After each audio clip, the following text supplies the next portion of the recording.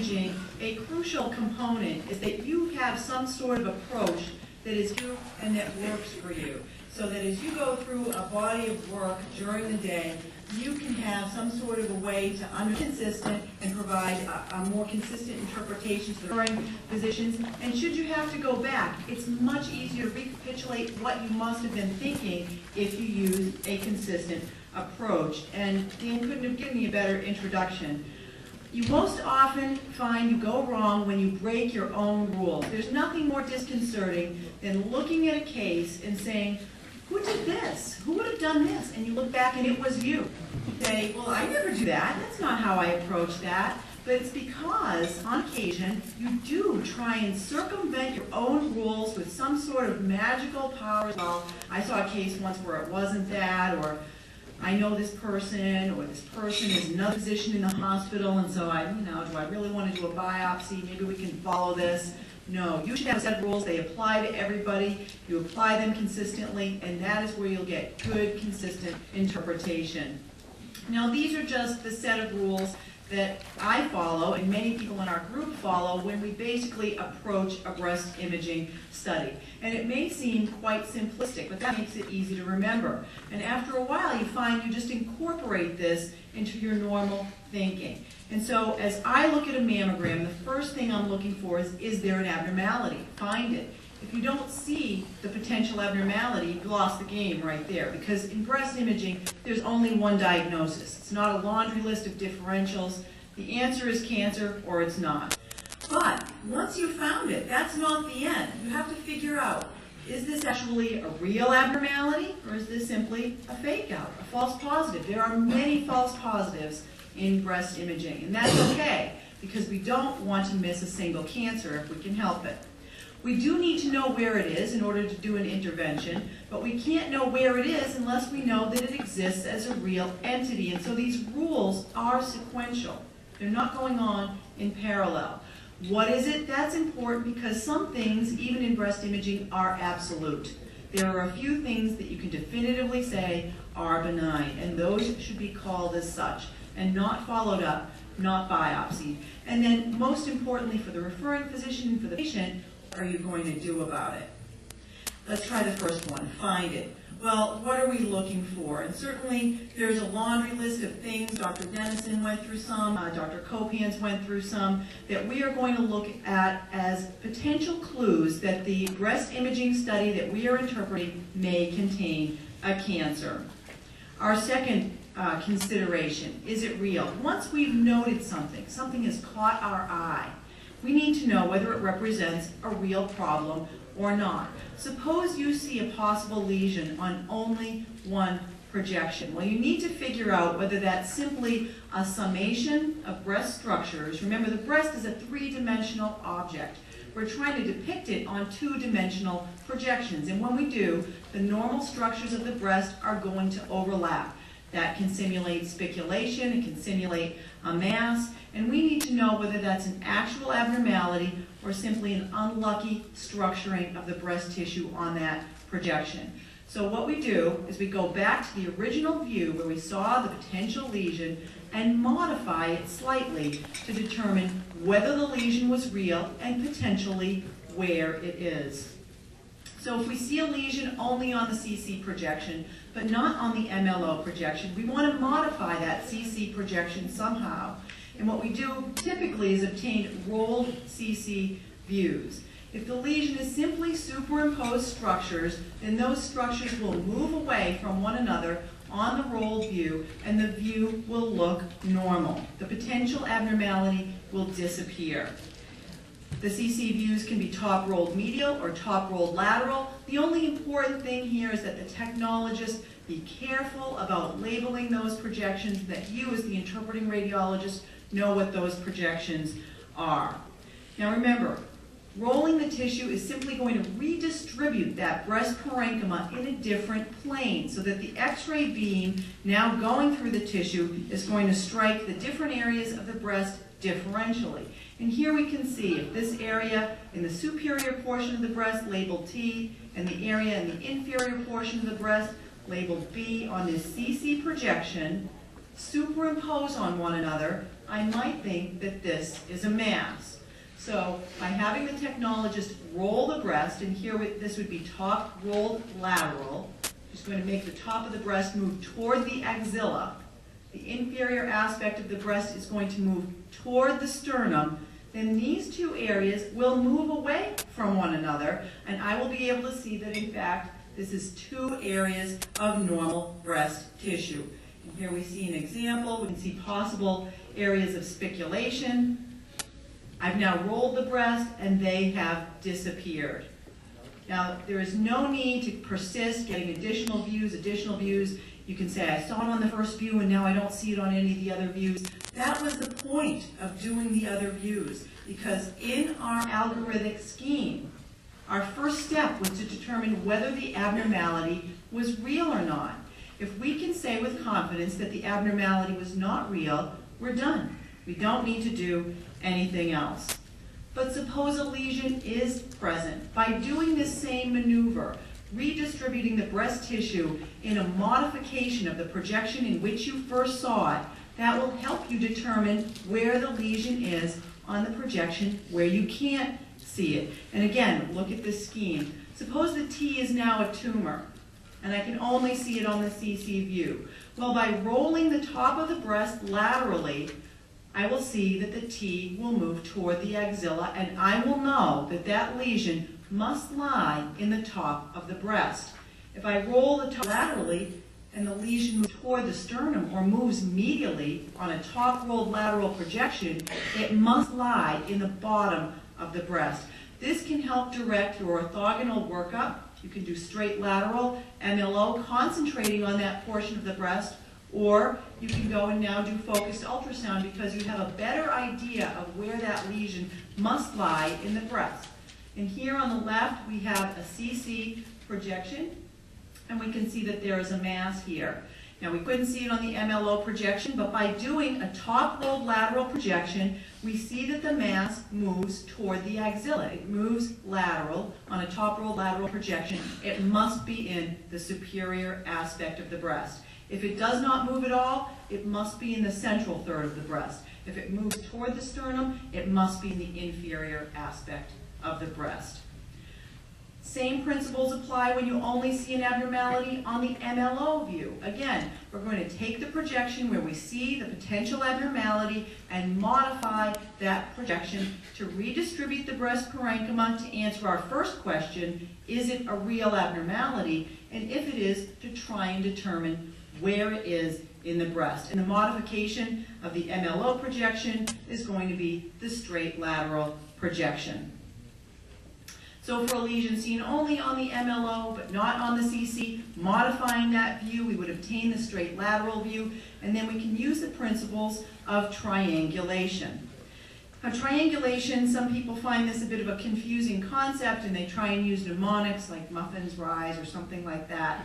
But I'm not good at remembering mnemonics, and that's why I went into breast imaging, because I'm not very good at remembering much. So if I only have to remember one diagnosis, that works for me. And so if I could think through this, that would be better for me to try and remember where the lesion should logically move on the projections that I'm looking at. And if you look at this, this is simply the way that the gantry moves. If you're ever in the room when the technologist actually obtains mammographic views, be it during a needle localization or if you've ever had the occasion to actually observe the technologist obtaining the views, then you'll know that the gantry here is at 90 when you get the straight lateral projection. It has to move through the MLO angle, 45 to 50, in order to get to 0, the CC projection. You really can't just jump from here to here. You must go through that intermediate angle. And that is all you have to remember, how the gantry moves in order to line up your films and perform triangulation. And this is the classic depiction of triangulation that was advocated by Ed Sickles. And all it entails is taking the projections that you have. You might have 2 projections on which you can see the lesion and you cannot see it on the 3rd projection. And you're going to line them up so that the nipples are all on the same axis. Very important, and this is where I think people frequently make their error. The nipples have to line up in order for this movement of the lesion to apply. But again, we're going to put the straight lateral, the oblique, and the CC, because that is the way the gantry moves. You could put the CC on the other side and go from 0 to 50 to 90. That's fine as well. Basically, the M projection has to go in the middle to triangulate. And how does this work? Well, here's a film where we see a suspicious lesion on the MLO projection, and we see nothing on the CC. Now, many people would just technologist back to get an exaggerated CC lateral view. Okay, well, that pretty much works for me most of the time. Well, that's true, but why is that? Is that science? No. Where do most breast cancers occur? The vast majority of breast cancers occur in the upper outer quadrant of the breast. That is where statistically the most breast tissue lies. That is the reason, it's pure statistical chance, that that exaggerated CC lateral will usually get the lesion for you. It would be better if we understood how to actually predict where the lesion should be for those cases in which it is not the average or the norm. So what would we do? Get the modification of that MLO view, the straight lateral view, and again, now we see our lesion, again, on the straight lateral view, and now line them up. The straight lateral, the MLO, and we're trying to predict where the lesion should be on the CC. Our nipples are in axis, and now we can see the lesion rising, and where should it be? Indeed, it should be in the lateral portion of the breast. We asked the technologist to get that view, and there it is. But suppose it's not the typical case. Here's a case, and we see a lesion here, again in the superior aspect of the breast. It looks suspicious. We're going to pursue it. We do not see it on our CC view. We ask the technologist to go get the exaggerated lateral, because that's what we always do. And in fact, it's not there. So then what are you going to do? Well, if in fact you triangulated instead, you would see that by getting the straight lateral projection, we again see our lesion. We line them up, straight lateral, MLO, CC, axis of the nipple in a line. This lesion is not going to be in the outer quadrant, is it? And you can send that technologist back to get 10 exaggerated CC laterals. You will never find that lesion, because this is a difficult area of the breast to image in the CC projection. You really need to tell the technologist, I think it's going to be behind the nipple, central to slightly medial. You really have to pull that aspect in. And there it is. But this really takes a directed examination by the technologist, and it has to be directed by you, understanding where the lesion should be. Now, many people like to use spot compression to try and spread the structures better, minimize overlap, to try and determine whether lesions are indeed real or not. And spot compression is a fine technique. Here we see an area of potential overlap. Is that architectural distortion? Is it simply a summation shadow? And here's our spot compression view, spreading the structures better, showing us that in fact no underlying mass is present. I would just caution you, when you are going to use spot compression, you need to be absolutely sure that you can determine the architectural landmarks in the breast that are going to make you comfortable that you have imaged the right area. It is very unfortunate to look at a case that's been worked up where there was a suspicious abnormality. Someone got a spot compression view that does look normal, but in fact you can tell that that lesion simply slipped out from the side of the paddle. Remember, cancers are relatively inelastic compared to the rest of the breast tissue. If you apply spot compression and the cancer is at the edge of the paddle, the chances are good that it will actually slip under the paddle and not be imaged on your spot compression view. So you need to just feel comfortable that you can define landmarks. And here we can see that we were at the edge of the parenchymal cone when we did our spot compression view, looking for this area. And here I indeed see the edge of the parenchymal cone, and I can feel fairly assured that I imaged the correct place and have the area in question right under the spot compression paddle. And that is the reason that I generally don't go right to spot compression, that I try some other global manipulation of the breast before I go to a spot view. It gives me another opportunity to look at all the breast tissue with definable architecture. If a potential abnormality is demonstrated to represent summation shadow or superimposed structure, the mammogram is normal. That was simply a false positive screening study. You don't need to do anything else. You don't need to do 6-month follow-up. You don't need to do ultrasound. That patient just goes back to screening. How about the next item in our algorithmic scheme? What is it? Well, we're going to particularly talk about breast masses. And as Dr. Dennison said, it's important to recognize that although it seems nitpicking, a mass is something that you see in two projections. It implies that it's a space-occupying lesion. If you see a potential mass, a possible mass in one view, correctly term it a density until its three-dimensionality is confirmed.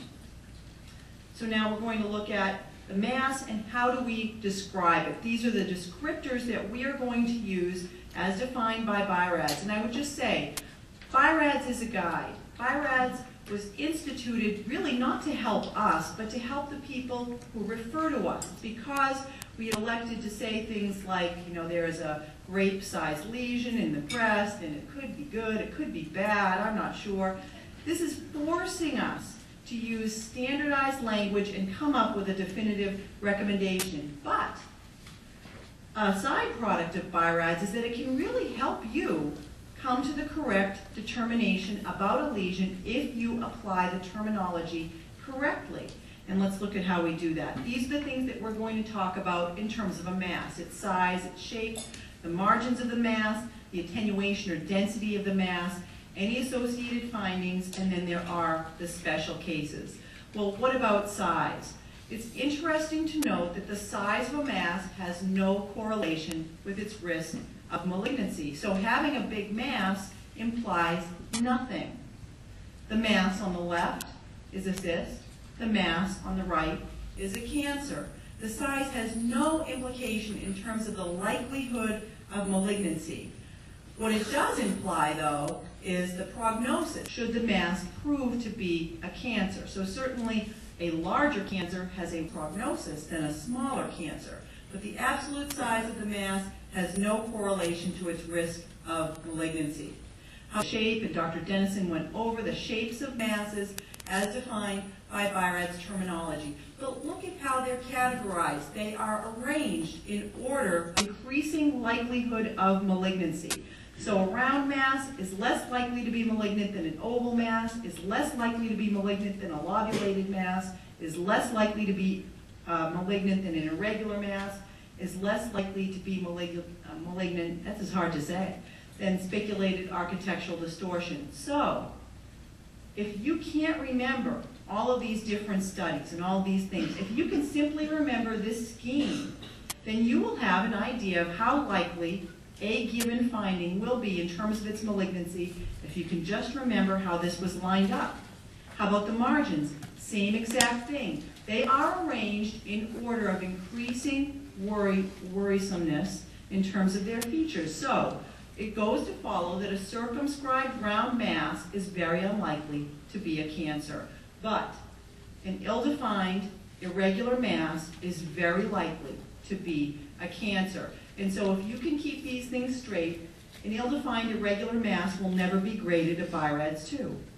It will never be graded a BI-RADS 3. It would always be intervened upon if you can just keep the BI-RADS scheme in mind. Well, what about these circumscribed masses? I think sometimes this does present some confusion. Masses can only be circumscribed if they're round, oval, or lobulated, because again, the benign findings tend to work together. The more worrisome findings tend to go together as well. Well, circumscribed masses have a very high likelihood of being benign, and the classic study was done by Ed Sickles, who determined in a study of over 10,000 cases that probably only about 2% of circumscribed masses were malignant. And so if you pair that with the fact that it is very unlikely for a cancer to not change in size, that is what allows us to follow masses as probably benign, because a circumscribed mass, probably benign, that does not change in size, probably benign, is very, very unlikely to be a cancer. And that's what allows us to dismiss these findings after a period of follow-up, which for us at MGH is 2 years. Okay, so it's really because of this multiplicative unlikelihood of these things all happening together, that you have a circumscribed mass that's a cancer and that you have a finding that doesn't change, would that likely be a cancer? It's really the multiplicative nature of those two findings that allows you to dismiss those findings after a period of time. And intervention is undertaken only if the mass enlarges or changes. So, the key that people forget here is that all of this data, all of the Sickles data, came from women who had never had a prior study. So all of these things are true. If you have a circumscribed mass with at least 75% of its margins being circumscribed and no worrisome features, that is probably benign. But that is only in the context of no prior films. If your patient develops a circumscribed mass and you have prior films showing she never had it before, that needs to be regarded with suspicion and intervened upon. This only applies to women who have no prior studies. Now, we deviate from this a little bit, and why is that? Because we recognize that we want to find cancers as small as possible, because that gives the woman a much higher chance of survival. So at MGH, we actually deviate from the Sickles recommendations, and any circumscribed mass that is 8 millimeters or larger is investigated. Do I mean biopsy? No, but we do go do an ultrasound to try and figure out if that's a cyst. We dismiss it. If it's solid, we biopsy it. So we choose not to follow circumscribed masses that are 8 millimeters or larger, because we recognize that there is a small, yes, less than 2% chance that that's a cancer, but we want to find every single cancer. Neodensity, a new mass. The breast is remarkably stable on radiographic interrogation. You'll notice that as you look at a woman's prior studies year from year. It changes very little. Any mass that develops over time should be investigated. And there was a paper that came out in AJR last year that advocated looking at last year's mammogram as opposed to anything more remote to give you better specificity in your interpretation. Well, in my opinion, that paper totally missed the mark. The role of mammography is not to increase its specificity, it's to increase its sensitivity. It's to detect more cancers, not to dismiss correctly more benign findings. And so if you choose to only look at last year's mammogram, you will miss some subtle developing densities. And here you can see a mammogram on the left and the new mammogram 2 years later on the right, where you see this very subtle abnormality has developed. And particularly lobular cancer can only be perceived by the radiologist as a developing density over time by comparing to sometimes more than one mammogram remotely. So I would seriously advocate that you look at least 2 years back and not limit yourself to only last year's examination. Multiple rounded density, again, the rule of multiplicity invoking itself. When you have multiple circumscribed densities, particularly in both breasts, that is almost always a benign process, almost always multiple bilateral cysts. We don't even follow those patients. Those patients go back to routine screening. And here you can see multiple rounded densities. In each of the breasts, they tend to fluctuate because that's what cysts do. The challenge here is looking through all of this to try and see the thing that might be different, the spiculated mass that might be developing, the calcifications. You have to ignore all of the rest of this stuff to see what is new or different. So circumscribed lesions, there's a myriad of diagnoses associated with them. Here we see a circumscribed mass. Again, it's bigger than 8 millimeters. We do an ultrasound, it's a simple cyst. Small transmission, we see the entire thing, it's round, it meets all the criteria for a simple cyst. We do nothing. There is no reason to aspirate this for medical purposes. Certainly if it's painful to the patient, then we would aspirate it, but 40% of cysts reaccumulate. So this is not a treatment. I mean, we don't need to have the patient come back for periodic aspirations. The old surgical teaching, and I was initially a surgical resident, is that any cyst that you aspirate 3 times needs to be excised. Well, why was that? They don't have the benefit of looking at the cyst the way we do. And unfortunately, the rare cystic lesions, the papillary carcinomas that develop as a complex cyst and have a fluid component that can be aspirated, Those do tend to reaccumulate as well. They are rare, but we can differentiate those on imaging. We don't need to rely on blind aspiration, and that's why the surgical rules for dealing with a cyst do not apply in our radiologic world. Here's another circumscribed mass. We image again, and this is solid. This happened to be a fibroadenoma. That's not unexpected. This lobulated mass, also a fibroadenoma. This somewhat larger mass, it's gently lobulated. We could say, you know what? I just saw a couple of these. These are going to be fibroadenomas. We could follow this. There is no scientific literature for following things by ultrasound. It's very important to remember that no one has tried to replicate the sickle study in the ultrasound world. And this, in fact, was a phylloides tumor. So again, follow the rules. Don't try to guess. This is a very circumscribed mass. It's quite dense. You might wonder whether this was a hematoma, and you say, well, this was likely a hematoma, so I'm going to just follow it. Well, any hematoma significant enough to give you this kind of a mammographic finding will always be accompanied by bruising. If you look at the patient and she has no bruise, this is not a hematoma. This is, in fact, a met from melanoma. Now, metastatic disease to the breast is rare, and usually it is not the presenting symptom. Almost always the patient has a defined diagnosis, melanoma being the most common. But when you see this, you should think, does the patient have an associated underlying malignancy? Because this is a very dense circumscribed mass, and mets generally look like this. Lesions with obscured margins. Dr. Dennison talked about this as well. The important thing to recognize here is that when you say a lesion has a circumscribed margin, what you mean is a circumscribed margin that is being obscured by tissue that you simply can't push out of the way. Obscured equals circumscribed in your mind when you make that interpretation. It's very important that you don't mistake an ill-defined lesion for an obscured lesion. And here we have a mass. It's palpable, as denoted by the BB. And here it is, another phylloides tumor. This one's a little bit more typical in its appearance for a phylloides tumor. It happens to be a little bit large. It is oval. It has the classic sort of slit-like spaces within it. This is a good ultrasound appearance for a phylloides tumor. But again, all this does is help you direct the surgeon. I think that this has the potential to be a phylloides tumor. We could do a core biopsy to try and establish the diagnosis. That's a little bit difficult on core biopsy, depending on your pathologist. But if we do an excision, you have to realize that we're going to have to get wider margins around this. Here's a different lesion.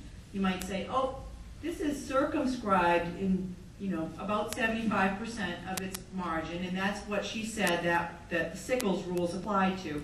But what else? There are no worrisome features. Well, maybe this is obscured. No, to be obscured, you have to be obscured by something. You can't be obscured in fat. That doesn't make sense. This is ill-defined. And it's important to realize that even if a lesion has mostly benign characteristics, that is completely negated if it has any worrisome features. You truly are as ugly as your ugliest part. And you have to treat this mass as if it was all ill-defined, and this was a cancer. So lesions with ill-defined margins, again, because breast cancer tends to invade the surrounding tissue in an infiltrative way, that's what usually causes the ill-defined margin. And ill-defined margins must be investigated. And here we have, again, a finding that's seen on one side, not on the other. That's part of our initial interrogation of the films when we're looking for an abnormality. Is it up here? It looks like it is. Spot magnification views, what are they for? To give delineation, marginal detail. And so now what can we say? This margin is very ill-defined. It is almost spiculated. I wouldn't argue with anyone who called this a spiculated mass. Someone could say, well, it looks like it's sort of low density inside. No way. Remember, you're as ugly as your ugliest part. I don't care if this looks like completely fat to you. If this margin looks this ugly, it has to be investigated. Remember that certain findings do not negate or outweigh other findings. It's not a democracy. And so when we do our ultrasound, we see that this is a classic hypoechoic irregular mass, taller than wide, posterior shadowing. It has all the ultrasound characteristics of a cancer. But what if it didn't? What if it had through transmission? It wouldn't make any difference. Here we have already made our decision about this lesion based on the mammogram. We are simply doing this ultrasound to try and decide if this is an appropriate route for sampling. Lesions with microlobulated margins. Many benign lesions have a degree of lobulation to them. The more lobulations per unit of surface perimeter makes the lesion a more worrisome lesion. And here you can see many small lobulations. This is actually a fairly unusual appearing lesion. You don't see lesions that look like this very often. This was a cancer, but it's important not to just blow by this and say that this is probably a fibroadenoma because it's lobulated. No, this degree of lobulation is too much to be classified as probably benign. Lesions with spiculated margins we're used to, that is of cancer, and every spiculated mass must be investigated. And here's a classic. Are there other things that this could be? Yes, there are some very rare entities that this could be, extra abdominal desmoid, things like that. You may never see one in your lifetime. It would not be unusual for a radiologist doing a significant amount of breast imaging to never see this be anything but a cancer, and you have to assume that it is a cancer. Again, sonographic findings cannot negate mammographic findings. Mammographic findings do not supersede sonographic findings. You're not doing this to get a preponderance of the evidence. You're doing this to further characterize masses and look for an appropriate route of intervention. The management of any abnormality will be dictated by its most worrisome features. If those features are on the mammogram, then you'll intervene based on the mammographic appearance and using mammographic guidance. If the features are worrisome on the ultrasound, then that is what you'll act on, and that is the mode you will use to intervene. If you have an MRI finding and you do not have a mammographic or a sonographic correlate, that does not mean anything. In about 14% of cases where the MRI shows a worrisome finding and there is no mammographic or sonographic correlate, the lesion turned out to be a cancer in a study out of Sloan Kettering. So it's very important to recognize that the fact that you don't have the capability to do an MR-guided intervention doesn't mean the patient doesn't need that. You have to figure out how you're going to make that happen for the patient. And clinical exam, you know, the oft discounted clinical exam or the basket term clinical correlation suggested, that is not a wastebasket term. The feel of that lesion to an experienced clinician counts as much as my interpretation of the mammogram, my interpretation of the ultrasound, or the MRI findings. That counts equally. And if that is worrisome, the feel of the lesion, to an experienced practitioner, then that is what should be acted upon.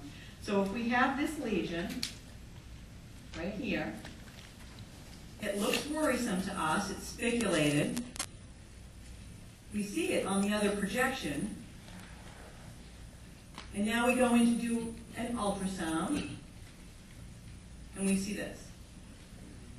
Do not conclude that the lesion is a cyst and it's fine.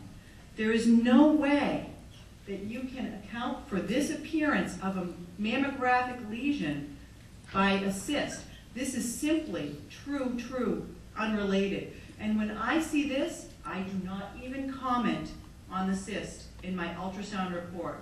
I say there is no sonographic correlate for the finding, which is true, because you would not want a referring practitioner to read this and say, in the 2 o'clock position, there was a cyst. Oh, great, terrific, I don't need to do anything.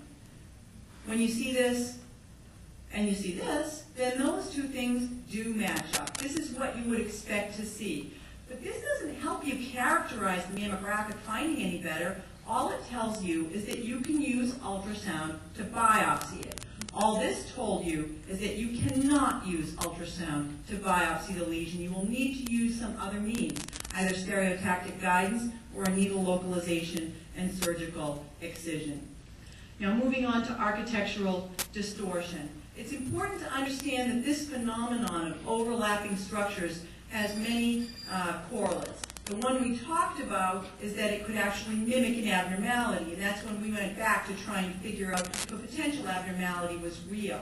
But another unfortunate side effect of this overlap within the breast is that you might not actually see a cancer. You might only see its secondary effects, and that is architectural distortion. And so all architectural distortion must be evaluated, even if you can't see an underlying or associated mass. And I think this is one of the most difficult findings to see in mammography, because it's our natural tendency, especially when we're starting out, to get right on top of the films or right on top of the monitor with our magnifying glass, and we're looking for that finding that we are afraid will elude us.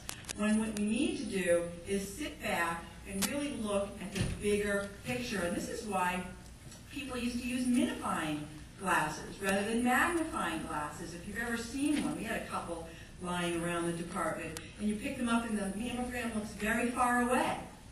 It's really so that you don't fail to perceive some of these more global changes in the breast. And if we look at this area here, if you were right on top of that film, you might fail to perceive this architectural distortion. Think of it as a purse string that's been put in the breast and just pulled. It's a puckering, a tethering, a distortion of the architecture, the way you expect the breast to lie. Well, what could it mean? Certainly it could mean the superimposition of normal breast structures. That's why we're going to try and modify that view and redistribute the parenchyma to see whether the abnormality persists or not. Could it be a post-surgical change? Well, definitely. But if you're going to try and figure out, and you ask the technologist, has the patient had prior surgery, you had better be very sure that the area of architectural distortion corresponds to the lesion that was removed, not just the scar. A scar is not enough, because if you look at surgical approaches, what are some of the things that they consider? Cosmesis is a major one. They try and make their incisions in places that will be less perceptible, circum or realer, from the inferior aspect of the breast. They may not make the incision exactly where the lesion is. Sometimes they're mandated by our needle localization to make their incision from a certain approach that they normally would not have taken. So the location of the scar does not necessarily correspond to where the lesion was. The best evidence that an area of architectural distortion corresponds to an area of prior surgical intervention is the actual film that had a lesion on it, showing those two things to be in the same place. Certainly a radial scar is something to consider, but it can't be distinguished from malignancy, and that's why all architectural distortion that cannot be accounted for by post-surgical change needs to be removed. And it's important to recognize that benign biopsies almost never leave a footprint in the breast, that generally all associated mammographic findings from that benign biopsy resolve within 18 months, and many much more quickly than that. We've seen that certainly, right, when we do a percutaneous intervention. You might do a stereo. You might see some footprint from that on your immediate post-procedure films, but she comes back in 2 weeks for her needle localization, and it looks like no one was there. That's why we leave a clip, because the breast can heal and can form back to its original architecture remarkably quickly. So why, if something's malignant, does it have such marked architectural distortion? Well, it's not from the surgery itself, although that has some element because you're usually removing a larger volume of tissue. It's really from the radiation. It's the radiation that impairs the breast's ability to heal in the manner that it normally would. And that's why excisions for malignancy do tend to leave a footprint in the breast, and excisions for benign findings do not. But one thing always holds true. An area of architectural distortion associated with prior surgery should not get worse. It should only stay the same or get better. If the area is looking worse, more distorted, associated density, you need to be thinking about possible recurrence. Radial scar, we've talked about this dense radiating lines interspersed with fat. The spoke wheel appearance is how it was classically described, without an associated central mass. And in fact, it may have a lucent zone. But this cannot be distinguished from malignancy. And here we see a radiating pattern toward no central mass. Here it is here. Again, spoke appearance, radiating pattern, interspersed with fat, no central mass. This was a radial scar, but there's no way to tell on imaging that that is not a malignancy, and so you need to remove that. So what about after margins? We're also going to look at attenuation. Now, the absolute attenuation of a lesion cannot be determined from two projections, again, because we've said many times that there's significant overlap on that projection. But you can make some relative comparisons. And while it's true that benign lesions are sort of isodense to slightly hyperdense, and cancers tend to be more dense than the surrounding breast tissue, that's not really helpful. This is an extremely dense lesion, and this is a hematoma. This patient had a large bruise over her breast. Now, even though that is the case, this needs to be followed up to complete resolution. Even though you have all of the earmarks that go along with the hematoma, you still need to make sure that this was not a papillary cancer or some other type of an unusual cancer that bled into itself, causing this large hematoma and causing the bruise because it was so superficial to the breast skin. This is our cancer that we talked about, and this lesion is somewhat denser than the surrounding tissue, but that's not helping us. It's the margin here that's helping us. What really helps us in terms of attenuation is if we can say that an encapsulated lesion is fat containing, because that's one of these few absolutes in breast cancer, or in mammography, that if you can definitely show that a lesion contains fat and is encapsulated, it is always benign. What is it going to be? A hamartoma, or the newer term is fibroadenolipoma, a true lipoma, a post-traumatic oil cyst.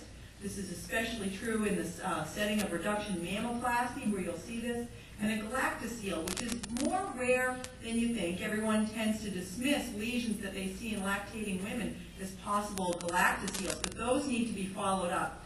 Lactating women absolutely do get breast cancers. They will look like hypodense masses on your ultrasound. They will look like hyperdense masses on your mammogram if you can see them. And just remember that many of these cancers that develop in lactating women are ER positive. They are driven by their hormonal state, and it would be very unfortunate to miss one of those. But this type of a lesion in capsule that you're able to see because there's fat on both sides of it, completely fat containing, this is a lipoma. It's very large. That's true. The patient can probably feel it. That's fine. You don't need to do anything else. There's no need to do an ultrasound here. This is an absolute in mammography, and you can dismiss it as a lipoma. This is a very large hamartoma that's almost completely replacing this breast. If you remove this, she would essentially have no breast. This is a benign finding. This will be stable over many, many years of mammographic examination, and this patient needs nothing else. But you as interpreting radiologists recognize what this is. You need to see the capsule and understand that this has fat and glandular elements encapsulated. That is a hamartoma.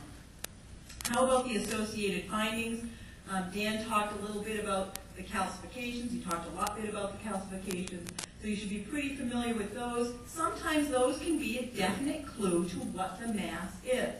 Is there associated architectural distortion? Again, only increasing your level of suspicion. It's important to look specifically for nipple retraction and skin thickening because these can be signs that an inflammatory cancer could be present, Paget's disease could be present. Those are things that you should not miss. And again, multiple masses happen to be fairly large with associated popcorn calcifications. These are fibroadenomas. Even if the patient can feel them, there's no need to do anything about them. This is a classic appearance. We've seen something like this before. This is, again, rim calcification. This is fat necrosis, Cysts do occasionally calcify in this manner, particularly if the cyst has been around for a while. You actually see this on MR, or sometimes on your T2 sequence you'll see a perfect cyst, and on your enhanced or subtracted sequence you'll actually see thin rim enhancement. You say, oh, my rim enhancement, that's a sign of cancer on an MR. Well, not in the context where the mass is a cyst. That's pericystic inflammation. So again, it's combining and synthesizing everything that you know about that individual finding to come up with the answer. Now here's a mass and it has associated pleomorphic calcifications. This is almost certainly going to be a cancer. If you didn't have the calcifications, you'd have to be a little bit more indeterminate in your assessment. I would make it a BI-RADS 4. But once you add this very worrisome associated finding, this is almost certainly cancer. Nipple retraction. If you're using analog film, sometimes you can't really see the nipple. You might have to really hot light to see it. On digital imaging, it's very, very obvious. And here, not just nipple retraction, but again, this is a mass. The fact that it's the only dense structure in this breast, you need to look at it and say, this is a mass. That's what's pulling the nipple in. Sit back and look at the whole picture. I call this no man's land because I think it's the place where people miss the most cancers because they just sort of fail to perceive that this is a mass. It's not just density. How about some of the special cases? Talked a little bit about skin lesions. Dan talked about skin calcifications, but any skin lesion can project as an intramammary mass. Sometimes it's only visible because of the air-soft tissue interface. This is a typical seborrheic keratosis. You see all of this sort of serpentine, air-filled gaps in this raised skin lesion. These are also raised skin lesions. You see the halo around them. This is the soft tissue air interface, giving almost sort of a mock effect. Those are skin lesions. Dilated ducts. This is one of the special cases that BI-RADS allows for. Usually appears as a tubular structure. When it's associated with a cancer, it is almost always associated with discharge. And that makes sense. If you're going to have a dilated duct that's filled with cancer, you usually have a bloody discharge or a clear discharge to go along with it. In the absence of prior mammograms, you can recommend a 6-month follow-up. And this is simply dilated ducts extending back from the nipple, duct ectasia. Ultrasound is sometimes helpful, but often these ducts contain concretions, if you will. They look like the snow globe effect, and it's a little bit difficult to characterize on ultrasound. Intramammary lymph nodes, we've all seen these. They typically are outer quadrant of the breast. We're going to look for a reniform shape with a fatty hilum. They indeed may be multiple. They may fluctuate in number and size. If their appearance is characteristic, they need no further evaluation. But I would caution you that they should appear in the upper outer quadrant of the breast.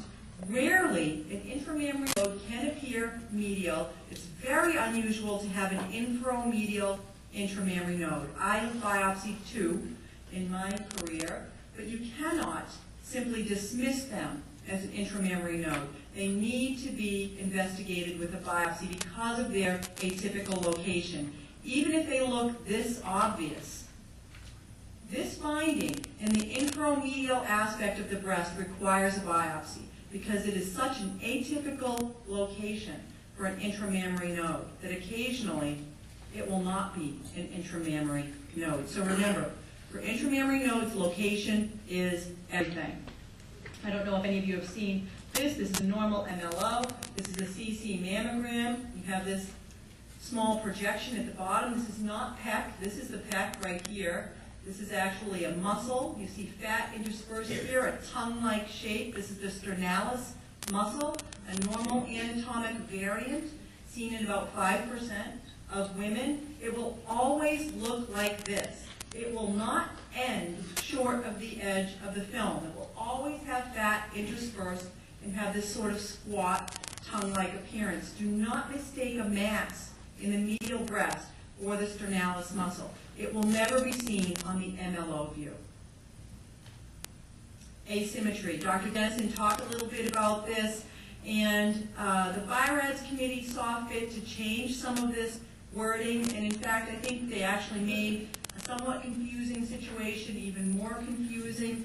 to correctly use the terminology.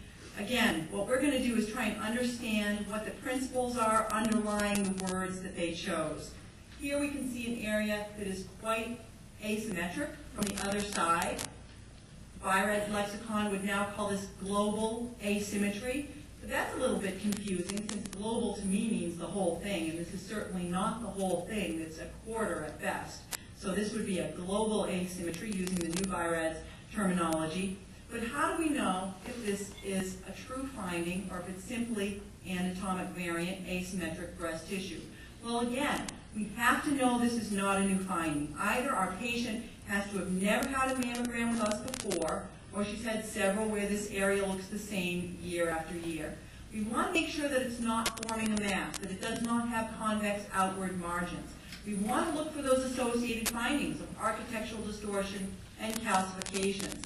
If those are not present, about 3% of women do have a significant asymmetry within their two breasts, and it is not abnormal unless it is palpable. You should always put this notation in your report.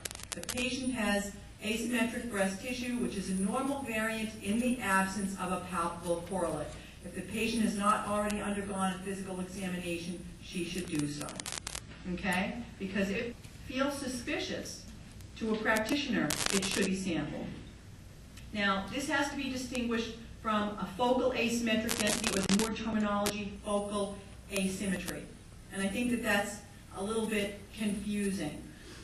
Focal asymmetric density or focal asymmetry to me is never a conclusion. It is your first impression of the study as you look at it. You see something on one side because it is not on the other side. So when I look at this study, I see this, and there's nothing on the other side that mirrors this. So it draws my eye, and it makes me want to evaluate it further. This is what is now called a focal asymmetry, or previously termed a focal asymmetric density. If you wanted to call this a possible mass, that's okay too, because really all this terminology is something that says something on that film has drawn my eye and I have a perception of a possible abnormality. It's never the final answer. You need to now work this up in the way that we talked about it. If you saw it only on that MLO projection, you would do a straight lateral, you would triangulate, you would come to a conclusion. And if you would not call that a focal asymmetry, you would call it a spiculated mass. So focal asymmetry, if you never use that term, that's perfectly okay, because it means that you went through the correct algorithm for evaluation and either came to the conclusion that it was a mass, that it was nothing, or there's really not much else that you could come up with for that particular finding, but you would not say Byrad's category 3, focal asymmetric density or focal asymmetry. That would be incorrect. This is a spiculated mass. You don't need to call it a focal asymmetry. So when imaging breast masses, I would just urge you to adopt an organized approach. An organized approach not just in how you're going to approach the imaging, the films, the ultrasound, the MRI, but also an organized approach in how you're going to apply the lexicon terms to the actual finding and come to a conclusion about it. Remember, a mass is not a mass until it is seen in two projections. Using the Byrad descriptors can really help you come to the correct conclusion about not only how to describe that mass, but what to do about it. Use ultrasound to further characterize mass or to decide if that's an appropriate group for Byrad. Again, I would reiterate, things that you see on ultrasound do not negate mammographic findings, and mammographic findings do not supersede sonographic findings. If I see an abnormality on the mammogram and I see nothing on the ultrasound, it simply means that I cannot pursue the abnormality using ultrasound guidance. If I see nothing on the mammogram and a worrisome feature on the ultrasound, then I need to pursue the ultrasound finding. And remember the special cases, because there are areas where you can apply statistical likelihood and also give you a clue as to what a particular may represent. And with that, I thank you for your attention.